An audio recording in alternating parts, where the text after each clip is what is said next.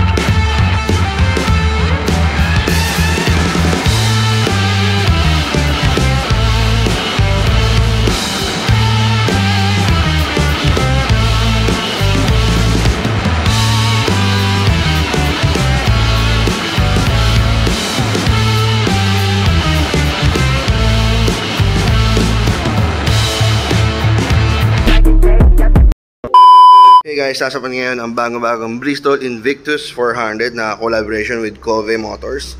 So, meron siyang 371cc inline 2. Ayan, kita nyo siya, inline 2. So, ang ganda na ng tunog niya. Then, sobrang galang niya, around 165 kilograms lang. Then, seat height niya, 790mm. Then, kinaganito guys is naka single swing arm na siya. So, yung single swing arms makikita yung sa mga mamahaling high-end na motor na talaga.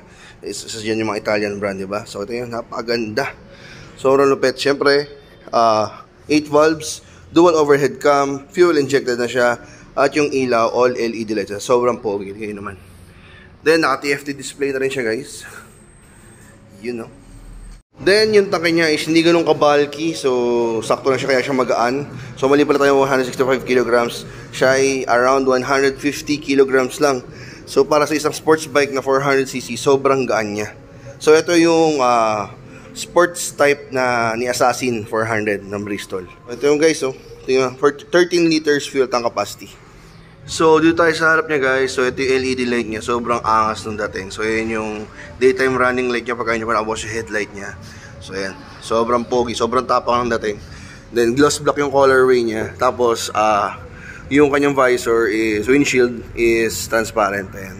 So, ito yung kanyang foldable na side mirror. Ayan. Then, may decals dito na 400 RR. Yan. So, ito yung kanyang tapalodo, front fender. Ayan. Good quality ng plastic. Then, yung inverted na front suspension. Ayan. Then, single disc brake lang siya. Since 400cc pa lang naman. Then, yung mag, sobrang lupit. 17 in size. Ayan. Single disc brake. ABS. Yan. Then, dito naman sa likod guys. Ito yung kanyang tail light na parang pati, tas pahiwalay. Ayan. Sobrang ganda. Then, meron pa siyang air scoop dito. So, nakita na yan sa mga R-series ng Yamaha. So, dagdagan na siya sa wind flow. Then, signal lights, LED na rin. Yan. Tapos, ito yung kanyang rear fender. Medyo may kabahan. Pero, pwede naman siyang alisin. Ayan, no? Para mag-tail tidy. Para sports na sports talaga. So, dito naman tayo ngayon sa TFT display niya. So, may dalawang pinuto to. Select and set. Then, ito mo siya nakakalikutin to. Dali man natin to. So, ito yung sa ilaw niya. Ayan. Ilaw. Then, dito yung kanyang temperature, may clock. Ito yung kanyang RPM. Then, ito yung speedometer niya. Ayan, naka-kilometer per hour. Then, trip niya. So, pwede rin ito yung odo ata dito. Saan ba dito yan? Ayan, yan yung odo niya. Bata pa, 642 lang, no? Then, kanyang temperature. Ayan, tas fuel indicator. Ayan, wala na laman. Then, nakalagay ABS. Then, ito neutral. Check engine. Engine oil. So, yan yung laman kanyang TFT display. So, dito tayo sa manibela niya guys. So, ito yung grip niya. Then, clutch. Ayan, malambot yung clutch niya. Ganda. Passing light. Ayan, passing light. High beam, low beam. Ayan. Then, hazard light. Ayan, naka-hazard. So, yun yung signal light nyo ito pa nakapwesto. Then, busina. Ayan, may kalakasan na kanyang busina. Then, signal lights. Ayan, ito yung signal lights niya. Then, ang ganda ng kanyang ano, yung sa manibela. Ang forma ng dating. Tapos adjustable na din ata ang kanyang suspension fork. Ganda. Then dito yung logo ni Bristol. Yan. Sa kabila naman, syempre, dito yung adjustable na front brake lever. Yan, adjustable siya. Then, dito yung kill switch. Saka yung pang start natin. Yun, no? So, ito ang tunog ng Bristol Invictus 400. Inline 2.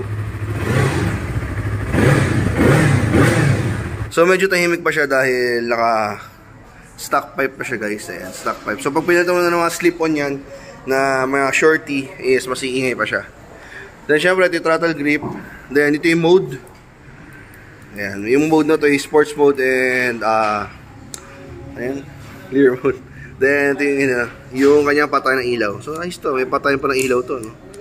Ayan. Bale, dito nga pala yung susiyan niya, guys. So, ayan na yung susiyan niya sa may tangke. Then, kinaganito, guys, is pwede siya pang long ride dahil meron siyang charger. Ayan, no? Tingnan natin. Ayun, no?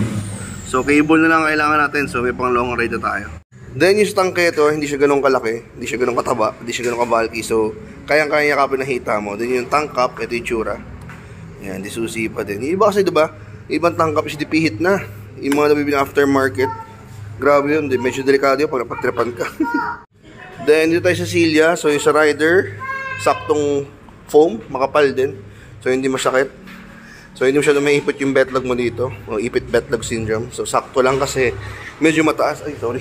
Medyo mataas din yung manibela. Kaya, hindi ka na masubsob dito. So, ang ano dito is sports touring, yung kanyang riding comfort. Then, ito yung sa pillion, sa angkas mo. So, medyo manipis dito sa bandang dulo. Since dito yung puwet. So, ayan. Medyo masakit yan. Pwede yung padagdagan yung foam. O, iba naman kapag walang angkas is fina-flat talaga nila to. So, yun yung niya, guys. Then, ito ngayon pa ng air scoop para sa mga nakita sa mga ibang sports bike, mga R-series ng Yamaha. Ayan. May butas dito. Yun, for aerodynamics purpose. At syempre dito sa main highlight ng motor natin is, ito, main highlight ng Bristol Invictus 400 is yung single swing arm niya. Ito, napakaganda. So, ito makikita mo sa mga mahaling high-end bike talaga, no? Ng mga sports bike. So, ito yung tsura niya, guys. Ayan, single swing arm. Paano ko inaalis yan? Then ito kanya yung tambucho. Ayan, dalawa yung butas. Kaya medyo tahimik siya. So pag ito napalitan is mas ingay kasi nga inline to. Ang kinaganda pa nito, guys, is pwede mo siya gawin talaga sport na sports kasi natatanggal yung tapakan ng pillion mo or nung angkas mo. Ayun, no? So hindi dito nakakonekta yung bracket ng tambucho. Ayos din. So tatanggal siya, guys. Then meron dito itong tire hugger na onte. Then meron itong rubber flap. Rubber flap, hindi plastic flap ito. Para hindi madumihan yung monoshock. Yun. Then, ito may tapakan ng rider. So, ang kinaganto, guys, is pag banking guys, goods to sa tutupi. Saka ito yung sumasaya dun sa palagbanking ka. Then, syempre, foot brake at yung engine nung ating Bristol Invictus 400cc. So, 371cc siya, guys. Pero, inline 2. Then, syempre, engine pa rin niya. Kitang-kita dito yung trellis frame niya. Ang ganda. Then, tapakan pa rin ni rider. Shifter, 6-speed, side stand na may kill switch. Ayan, so natutupi din to para sa banking. Then syempre yung single swing arm, ayan. At yung kanyang chain and sprocket. So ayan siya, guys. So ito kanya tatanggal yung tapakan ni rider. Then dito nakasilip yung kanyang rear monoshock. Size ng gulong sa harap 110/70/17 at size ng gulong sa likod is 150/60/17. Then syempre yung overall, guys, yung fairings niya makapal. Ayan, o. Kitang-kita mo pag kinabog mo makapal. Maganda yung paint job. Ang ganda ng mga hugis ng fairings ito. Meron pa parang grill dito. So napaka-sports talaga natin. At ito kailangan sa mga sports bike, guys, is manipis yung dito. Ayun, no? Yung palikod, patulis. Sports. May susiyan pa pala dito para sa pillion seat. Lagay ng papers. So dito may decals pa dito na 400cc. Magkabila yan. So yan. Overall, ni Bristol Invictus 400. So, magkano nga ba ang Bristol Invictus 400cc? So, meron siyang SRP na 299,000 pesos. Yan, so 299 pesos meron ka lang. Napaka-poging sports bike. Naka-inline 2, naka-single swing arm, naka-TFT display. So, bihira makita yan sa ganong halaga. Yan. Tapos, upside down suspension fork at sobrang poging mukha. Yan. Kung tatanungin mo kung matibay, guys, alam natin matibay yan kasi bakit? this nakaraang Boss Ironman 2023 is may mga ilang participants ni Bristol ang gumamit itong si Bristol Invictus 400. And yes, walang naging aberya, natapos ng Bristol Invictus 400 ang Ironman Challenge. Yan. So isa dyan sa mga tropa natin is ito ang gamit. So subok na subok talaga yung quality nito. So yun. So yun lang, maraming salamat guys sa panonood at sa review natin dito sa review natin sa Bristol Invictus 400. Maraming sa panonood guys at please like and subscribe pa din at follow nyo yung Facebook page ko na Motor Yon. At yung bago nating Facebook page na Motor Yon Motovlog, kasi bahala na kung ano yung mamonetize doon, bumalik na restrict tayo. So yun, para sa sports bike ng beginner type is goods to Bristol Invictus 400.